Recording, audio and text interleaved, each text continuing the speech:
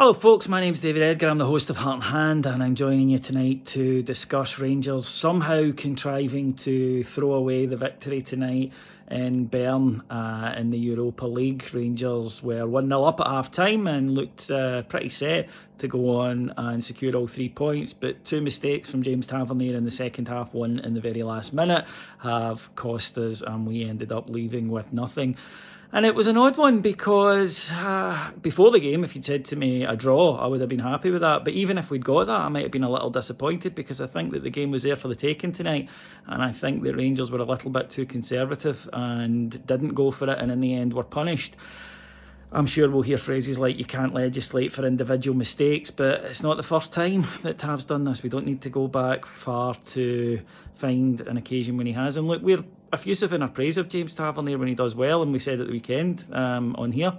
You'll have heard me talking about how he'd shown a bit of mental courage to step up and take those penalties after some recent misses, but I think you can live with it if it's a case of, well, they had a winger who was sensational and he's just done Tav twice, but it's not that. It's two silly errors. For the first one, rather than just playing the ball out, we're 1-0 up away from home in Europe and he tries a pass. I don't know what he was anticipating was going to happen with it. We lose the ball in a tough area.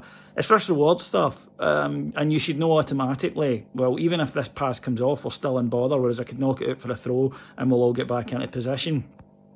They then score from that, undoing all the good work from the first half, and then in the last minute, this cannot happen. You're 60 seconds away from getting a point, which would have been okay, and he gets caught out by a simple long ball. He's out of position, he realises it, he then dives towards it and is caught, and just to rub salt into the wounds, it wasn't even the best shot in the world. Al McGregor got a hand to it, and I think we'll probably be a wee bit disappointed he didn't keep it out. But you can understand people's frustration with Tav because this happens regularly, and I suppose in the end up that's why he's still here. I sometimes think, oh God, when he's playing well, why don't clubs in England come in for him, at 8-9 million? Maybe that's why, because he does have this in his locker. I think what annoyed me the most tonight was that young boys were there for the taking. Their passing was off, they couldn't get anything going, but Rangers were too passive. We sat off. In the second half especially, we sat off, and Shea Ojo tonight was a man down. I know he divides opinion, which is always a polite way of saying something, but tonight he was rotten, and I do not understand what the manager's blind spot is with him staying on the park for 90 minutes. He was very poor in an attacking sense. In the first half, all our attacks that went through him seemed to break down, and in the second half he didn't offer anything defensively, and I think Barisic deserves credit for having a good game without that protection. I've heard people say, are we missing Candeas, because at least he would have tucked in and helped Tav. I don't think Candeas would have prevented those mistakes tonight. And really, he shouldn't need a minder, should he? We shouldn't need to sacrifice an attacker for him. But I do think sometimes we're a little bit too conservative. I do think sometimes we don't trust in our own ability. We could have won that game tonight. We should have won that game tonight, and certainly we should have left with a point. That's just basic game management. You cannot be 60 seconds away from a result. If the boy beats two of your men in midfield and cracks one into the top corner from 30 yards, okay, that's disappointing, but it happens. You cannot sell a goal like that. And it's difficult now because, let's be honest, Feyenoord and Porto away matches, we're not favourites to get anything in those. This was our best chance of picking up 3 points, and it means all the pressure on the home games now. I mean, I'm very confident we'll beat Young Boys at home, don't get me wrong, but it could be too late by then.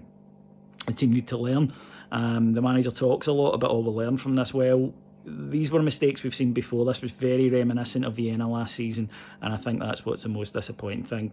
It's not the end of the world. We're still going well in the league. We've got Hamilton at home on Sunday. We need to pick ourselves up, and we need to go there and give them a bit of a dusting and go into the international break on a high. It's just a very disappointing way to lose a match, and I understand there's a lot of frustration. I'm very frustrated. I mean, initially after the game, I was looking for items to kick that wouldn't hurt my foot. And for your information, no, I didn't find one. Don't kick tables, people. It can lead to bruises. And undoubtedly will on my shin tomorrow. But I suppose it was just a night of bad decisions for people involved in Rangers. Well, listen, thank you for joining me tonight. I'll be back on Sunday after Hamilton. Until then, I hope you have a good weekend. Cheers. Bye-bye.